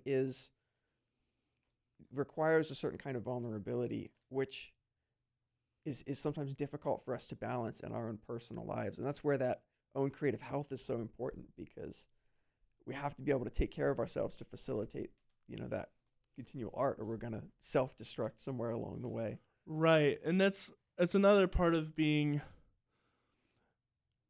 There's a lot of artists that can get there are many artists that can get too caught up in the nitty-gritty and the here and now and the I am who I am. I can't change that. Sure. And that comes into like the cultural problem of like postmodernism, like what's my truth versus and this is like deep stuff that's being rooted into people now. Like I am who I am. I'm born this way. There's no changing that. But there is hope for change, and there's hope for redemption. There's so many people, like especially around Lancaster, that are just like, it's just who I am, and there's no way I'm gonna get out of it. But that's not the case. You and I'm not speaking of like, I'm speaking from a point of people being vulnerable and broken. Yeah, there's a difference between self-acceptance and self-defeat. Right. So that's a double-sided coin. I don't want to make any definitive statements there, but I think that there can be a sort of an attitude where when we say this is who I am, and we're embracing our own, maybe like self-destructive tendencies. Like right. I'm just an addict. That's who I am, and that's who I'm always going to be. Yeah, that's what I'm talking about. That's the can wreak havoc on us and on our art and our relationships. And I go through that with my ADHD sometimes, where I'm like, I'm just going to be disorganized for the rest of my life. Right. Yeah. But then I stop making good art when I'm disorganized, so I have to push against that. I think we all have our own little vices, whatever that may be, but being able to be determined as artists to maintain our own health and well-being, so that we can continue to do the thing that we love and continue to do it better, is so important. Right. So, kind of related to that topic, you're married, right? Yeah. You don't have a child yet, but you oh, I won't get into that, but Someday we'll get there. I'm taking my time. No, that's totally fine and totally warranted. How do you balance then your healthy relationship with music and your healthy relationship with your wife? Ooh. So everything that I say to answer this question is going to be me preaching to the choir instead of me telling myself what I should be doing instead of what I'm perfectly succeeding at. I don't think anyone has a perfect relationship with their significant other. Sure, but part of when I really decided that I wanted to have a business in music, that I wanted to be full-time, I had to ask myself a lot of questions about the kind of life that I wanted to live and the priorities that I wanted to set in my life and the things that I wanted to focus on. And one of the things for me is that I wanted a family and I wanted to be able to have a job, because I did the gigging lifestyle for a while, where I was out playing at bars till 1:30 in the morning a couple nights out of the week, and I was sleeping in late and my whole schedule was just off. And don't get me wrong, I absolutely loved the shows. Like I don't think I'll ever get to a point in my life where I don't want to keep doing that in some capacity. But I realized that this isn't like the lifestyle I want to build my income around, because I want to have more flexibility in my life to have a family and be able to see them in the evenings instead of having to be out working every evening and that sort of thing. And so when I started structuring my business, I realized I wanted to build something that in the long run I was able to do within a framework that was maybe more similar to a 9-to-5, not necessarily that specifically, but where I could set really clear boundaries of this is the time that I'm dedicating to this, and then this is the time that I'm choosing to spend with myself, with my family, with my friends, that sort of thing.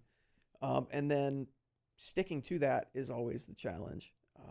But that's sort of the resolve that I had when I got into this. And that's the thing that I'm still working towards. Because for me personally, I think that's just the healthiest way to go about it. Right.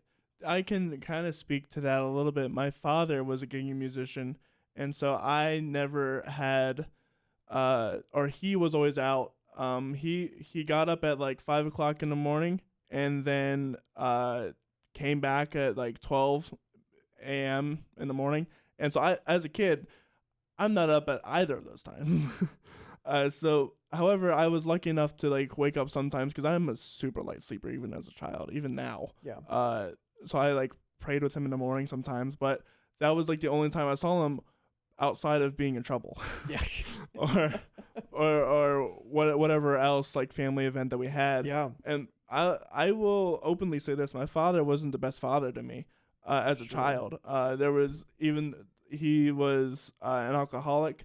Now he's 6-7 years sober. So That's great. Yeah. I say this. Keep in mind, I say this in all. I love my dad, and he's a great dad now. At the time, he did not have a healthy relationship with his family and with his music. And that is something that I'm not sure he ever thought about. And that's a good conversation to have with my dad to see what he thought about it. Yeah, that'd be really interesting. But knowing that it's so easy to get distracted with gig life because you have all these shows, you have all these people, you have all this money. Because my dad's job was not a good job. It was like he worked at the time at a place called Blind Industries. Okay. He hard of sight. Right now he's legally blind. So it only paid like 9 hours a day, or $9 an hour per day. And we were living during the time where the 08 crash happened, and he was born during like the whole entire 70s 80s wild time of economics.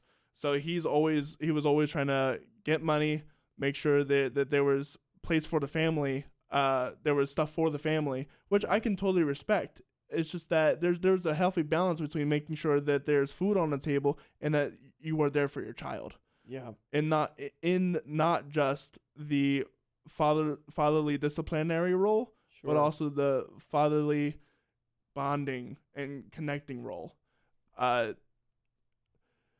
So yeah, my dad, he's a cool guy, but at the time he didn't have that balance right. But Sure. unfortunately now he has like arthritis in his hand, so he can't really play drums anymore. Oh, that's a shame. It is a shame, but he does well. Yeah. No, that's great, man. I think that, that finding that balance, and it's different for everybody. Like, it's not something I think that you can prescribe to No, anybody, absolutely not. because it's so different depending on the kind of life you want too, and maybe you marry the person that just wants to live in a tour bus with you for the rest of your life. Right. And that's great. Or maybe you don't want to get married at all and you just want to do it.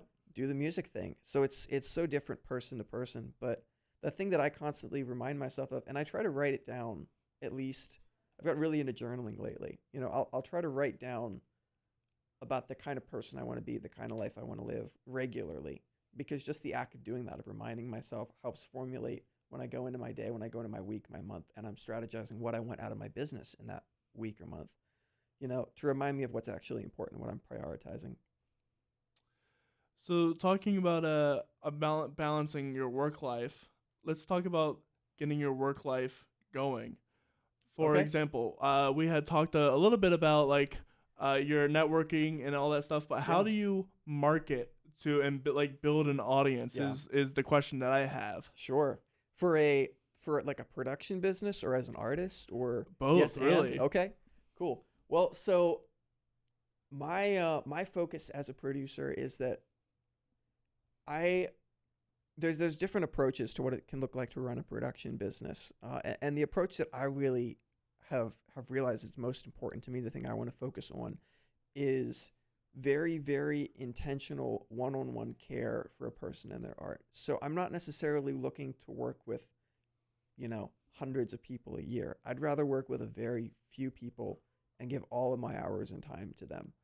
And so for me, marketing doesn't look like having 30,000 followers on Instagram or something like that. Because the metrics to me are so much less important than the really deep, meaningful relationships I'm building with people that connect with me on a creative level, that they come to know, like, and trust me. And also, you have a unique position because you're a co-producer, not a sole songwriter producer. Right. So the more meaningful following is the actual musicians than the audience itself. Right. Yeah. Your audience is the musician at hand. So my audience, when I'm thinking about what I want to post on social media, because I get most of my clients through social media because I do mostly remote work. Mm-hmm. And so people discover me through a YouTube video, through an Instagram post, that sort of thing. If I'm making a post in a Facebook group for musicians, that sort of thing. And so I try, and it kind of comes and goes in waves as I have time. This is one of those things I need to build a better habit of, but I intentionally go and I create content. I make posts in those groups that is meaningful to the kind of person that I would want to build a relationship with and potentially work with at some point in my life.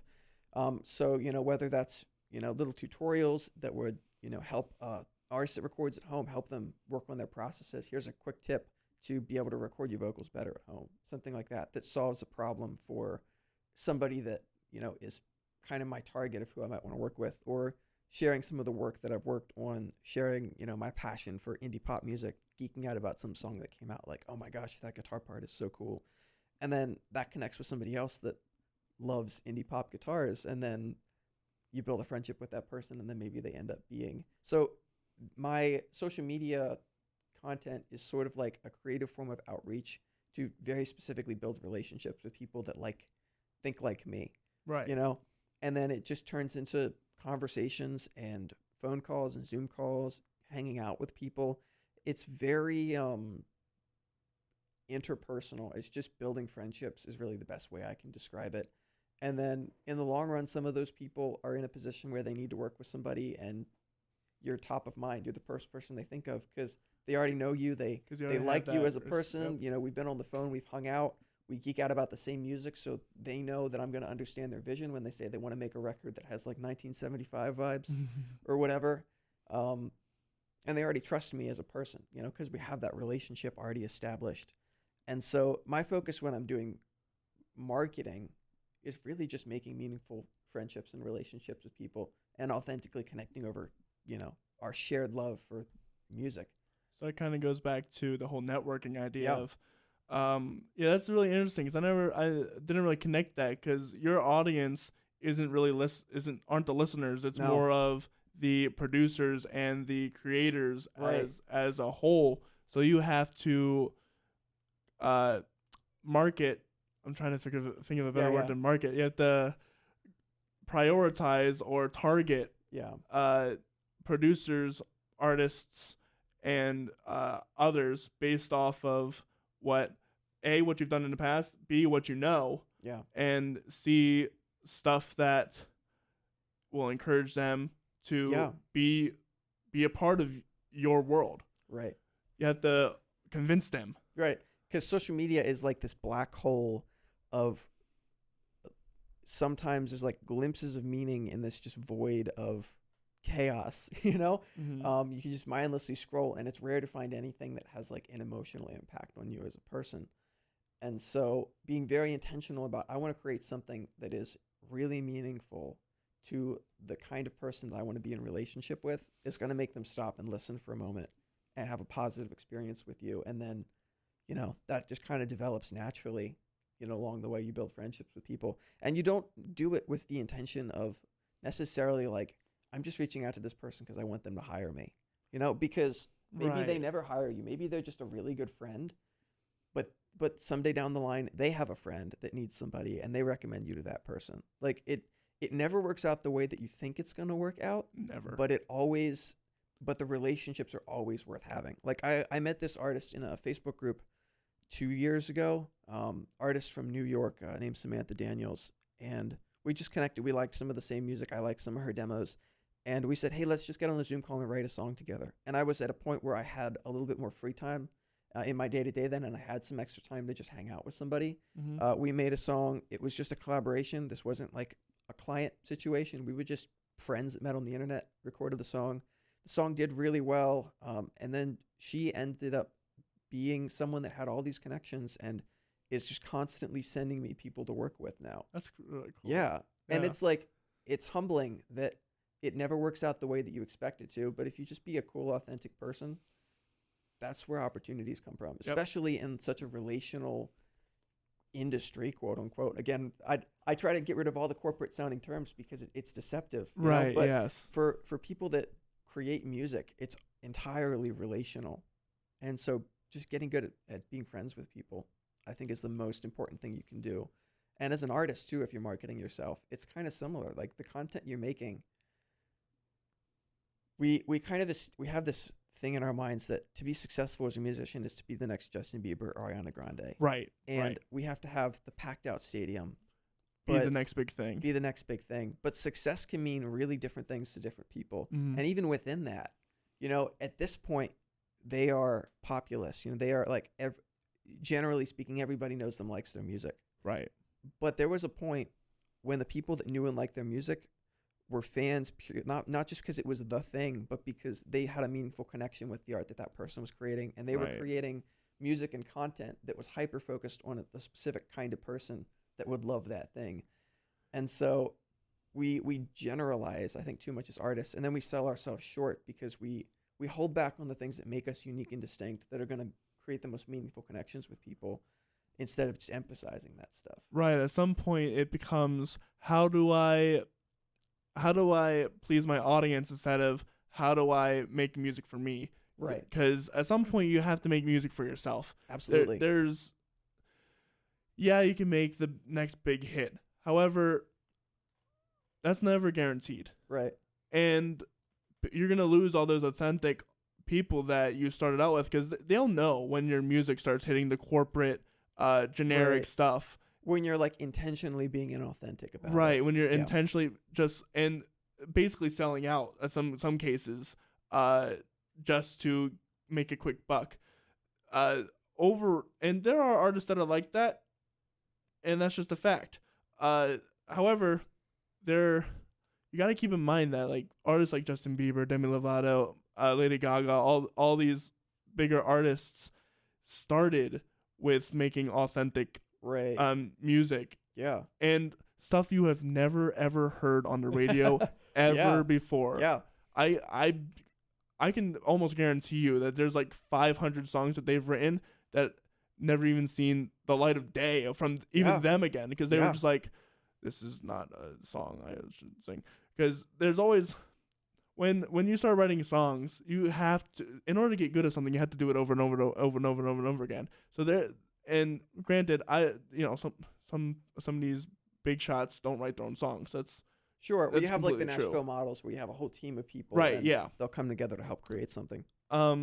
So you just got to keep in mind, you have to be authentic, and you have to actually be willing to connect with people. As an introvert, that's really hard. Yeah. That is, the only reason why I met you was because Matt Cross knew you, and he That's dragged me out to because I would just want to be in bed or be in my room and not even doing homework, just watching like videos or whatever. But he forced me to be out into the space, and that's where I met you, Sean, all these different other people that, granted, we haven't kept in touch, but we've made meaningful relationships that I can hit you up and be like, hey, you want to be on a podcast? Yeah. Or, hey, I'm coming to Pittsburgh. You want to hang out for a sec? Or, many other things. Yeah. And people connect over shared values. And I think that's something really important to consider. Like, I can go up to somebody at a show, I can be out at a bar and I listen to the band and I love the band, and go up to their guitarist. And how much more meaningful is it? If someone can come up and say, hey, I'm a musician too. That's cool. Hey, I use that same guitar pedal as you. Like, now we're lighting up. You know what I mean? Because we have like a very niche, like shared experience of something. We have a shared value here. Like, we value this thing. And there's not enough people in the world. They're like, oh my gosh, you too, And that's kind of a silly example. But what I'm trying to get at that is like the things that really light up relationships is when we have that very authentic connection that is not super generalized, but it's like very distinct to who we are as a person and the things that we value. And as artists, especially when it comes to, that gross, icky word marketing, which gets overwhelming. And I think that sometimes it's overplayed a little bit because it's presented in a really unhealthy light with a lot of the internet gurus. If you go on YouTube and they tell you how to market your music, there's a lot of really unhealthy mindsets there and stuff that just drains people's creativity when they feel like they need to be on social media all day. So I'm not suggesting that, but I'm saying that the times when you do choose to invest in that, being really intentional about sharing something that is so authentic to you and to what you value is just the best possible thing you can do, because that's what's really going to connect with people that will show up at your shows, buy your merch, streaming music, share it with their friends, not just the person that has one song on a playlist and then forgets you exist. Like the diehard fans, the people that stick around with you for life are going to be the ones that share values that you share. Yeah, so definitely talking about like how does one go out and meet people if they're introverts. That's one way of doing it for sure, is to go up to somebody and think about what you want to say, because the first impression is always the most important. Yeah. Especially when it comes to like a long-term relationship. For example, I used to go out to open mics with a friend named that I won't get into, but he had this bad rap amongst other musicians. And so other musicians began to associate me with that bad rap. Right. Until one of those bigger cats actually saw my music and actually saw what I was about.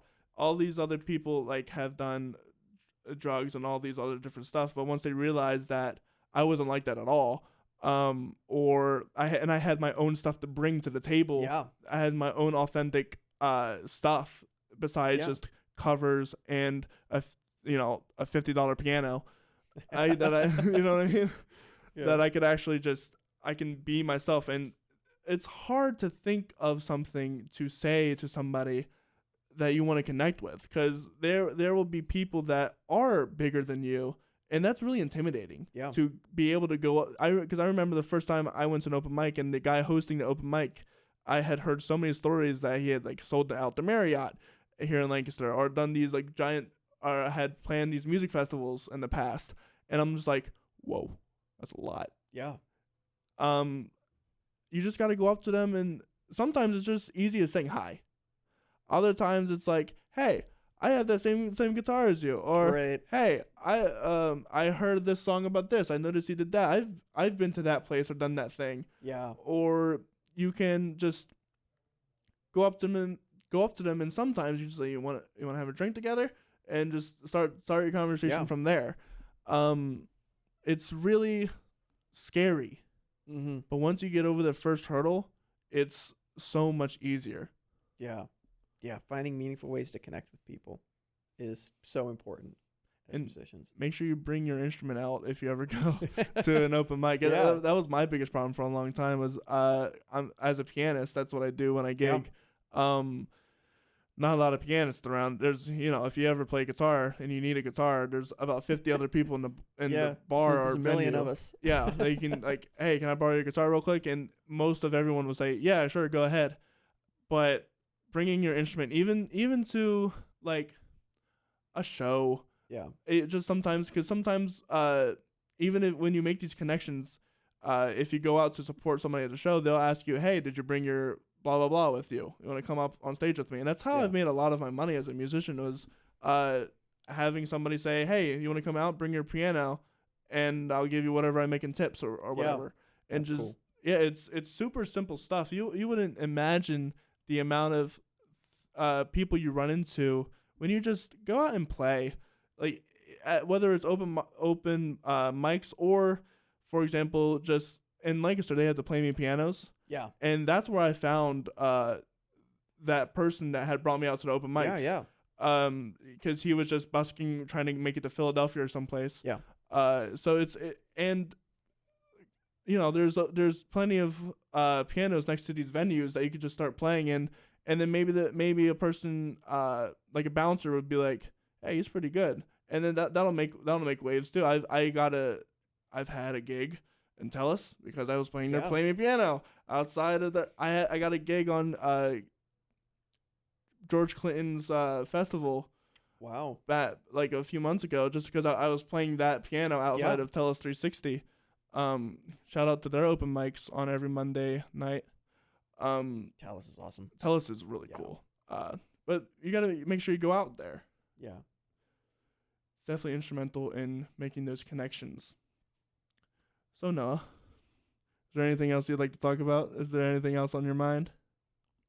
Man, well, let's see. So we've talked about the marketing. We could talk about little things. Talked about the putting healthy together habits. the band. Ooh. Because you had your band, the Pear Trees, for a while. Sure, yeah. With Matt Cross, the guy we've been talking about for a little while, and Joey Schiffer. Yep. Yeah. And it was just you guys. Yep. And then we had a guy named James Black playing for us for a while too. That's yeah. Bass extraordinaire. Dude, we're talking about the same guy who went here, right? Yeah, he did go here. The insane bass Wild. guitarist. Yeah. He's like the Matt Cross of drum. Yep. But so what was it like? How did that start? Yeah. Great question. Well, it was again an example of friendships just kind of manifesting themselves into something organically over time.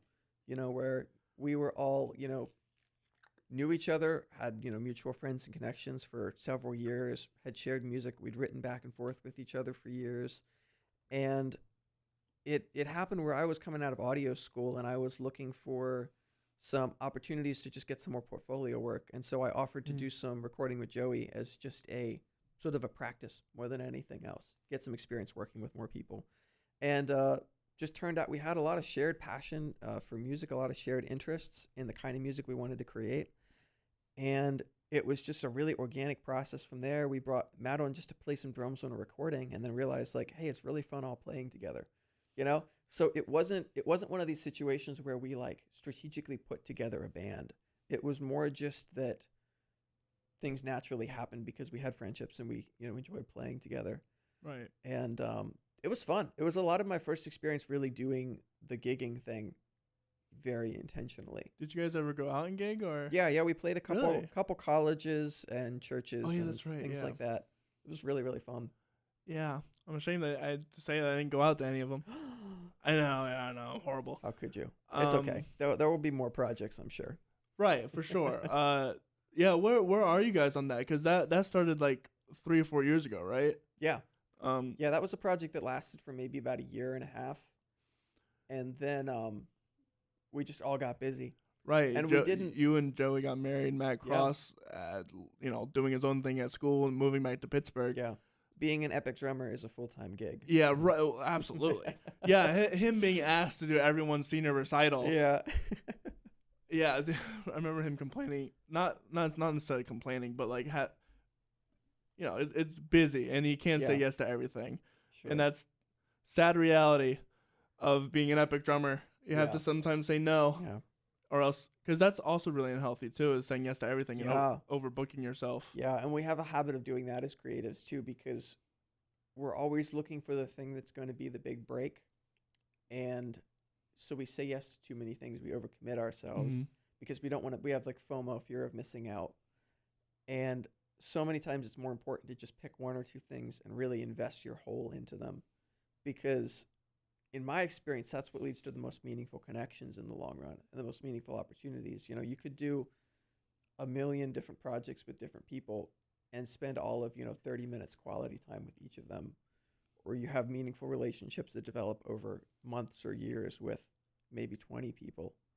And how much like long-term relational benefit there comes from that comparatively is just exponential. And you're just a healthier person for it because you're not like, trying to balance So many 6 things. different people's worth of activities all at once. Right, and then having to memorize everything, and then having to go out and actually do it. Yeah. And there's so much process I don't think people realize when it goes to putting on like a show. There's Yeah. tech week. There's millions of rehearsals. You have to put your own time outside of rehearsals too. This is something I struggled with immensely over my college career, is that, because I am good enough to sight read. However, sight read music isn't the best music. You know what I mean? Sure, yeah. You have to actually dedicate time and practice to it. And this is something I really regret over my college career. And something that almost got me kicked out of college, actually, because I didn't, because you remember for your lessons, you had to do like 7 hours out of lesson. Uh-huh. Yeah. At least, or that was like the recommendation. Yeah. I did none of that. So Just winging it. just winging it. Yeah. And it got to the point where I just didn't want to do lessons because I was just like, I can't be bothered to do all this. But it really, practice sucks. Yeah. And, We all hate it. we all hate it, especially as a person with like ADHD who procrastinates to no end. Procrastination always sucks, and it's always going to be a problem, and it's never ending. Yeah. So if you want another tip, make sure you practice. Make sure you practice. You can't get better at Yeah. anything if you don't practice. Well, building really healthy that's part Practice of building styles, healthy, creative routines is to dedicate time to just work on your craft Mhm. outside of the noise and the shuffle of your responsibilities, which is something I'm still, again, preaching to the choir on here. It's not where I've arrived, but these are the things I'm picking up that I'm training myself to begin to value, because when I sit down for half an hour in a day and I just create and practice and develop skills, then I'm able to go into my next rehearsal just a better, more present musician for it. Right. That's another thing I've been learning a lot too. I'm a horrible scheduler, a horrible organizer. Because, well, most of the times I can keep stuff in my head, Yeah. like this. Oh no. Oh, calendar, yeah. calendar. Calendar's all of that important. crap. I Yeah. know that now. I know that now. For sure. Calendar is so important. Make sure you keep a calendar. When I dated this one girl and I saw she had her plan, every single plan had a date, had a time, had an emoji. Even An emoji. an emoji dedicated Was this like a to coded system of it. emojis? Like a Or coded system okay. of like or like how happy I am to have to do this thing. well, no, it was more of just like an association. So if it was dinner with somebody, they would have a specific emoji for the dinner and a specific emoji for the person. Okay. So it was wild to me Yeah. that someone could organize, and she is a dedicated organizer. Yeah. But I saw that and I was like, you have time to do it? And she was like, well, yeah, how am I supposed to know? When she had said, how am I supposed to know when my classes are? And I'm like, don't you just memorize when your classes are? Like, you know what I mean? Right. But we're like, as human beings, we're not actually developed to retain information like Right. that in our heads. Like it's actually, I'm not going to repeat the science because I'm bad at that kind of thing. But I listened to a study recently that said that part of the reason we need to write things down is that not really.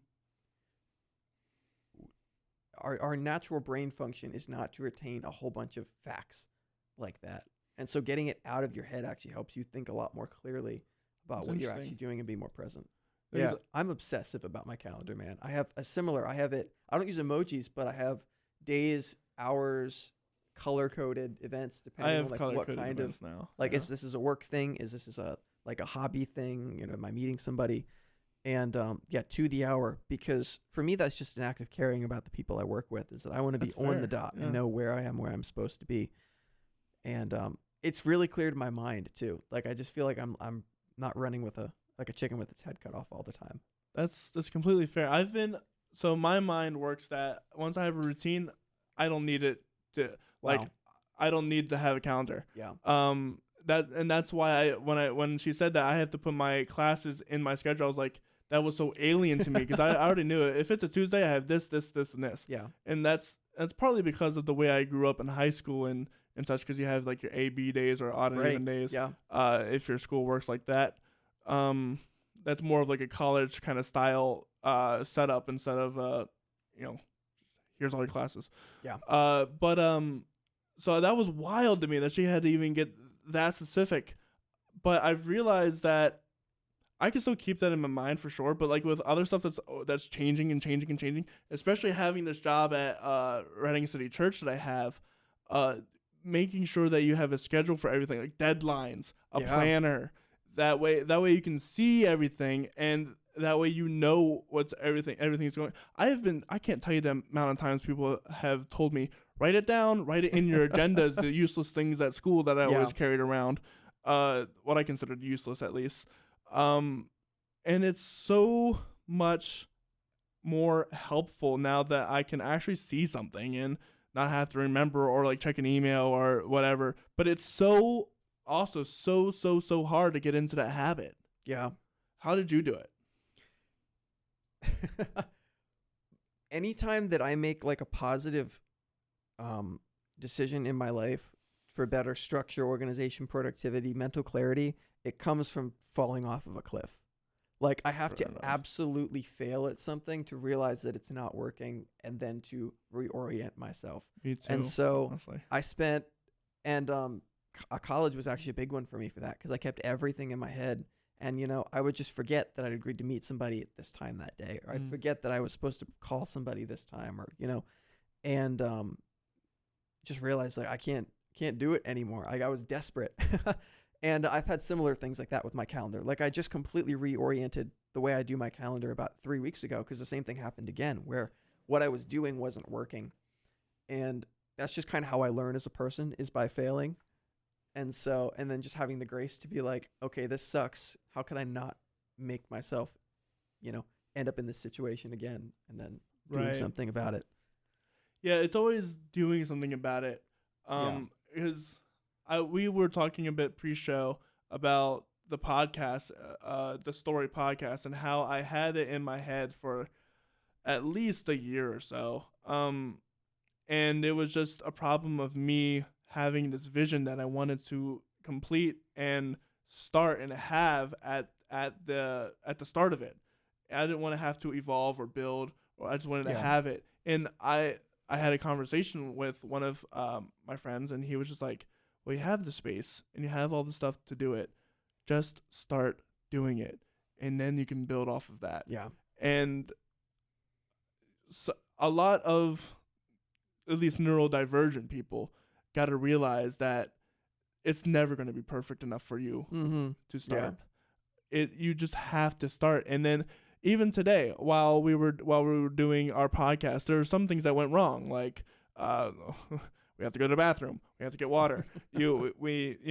I messed up the live stream to begin with, and so other little things like that, and then trying to figure out how the radio works. It's a lot to just little things. Just the little things like making sure that you're actually going live. Yeah.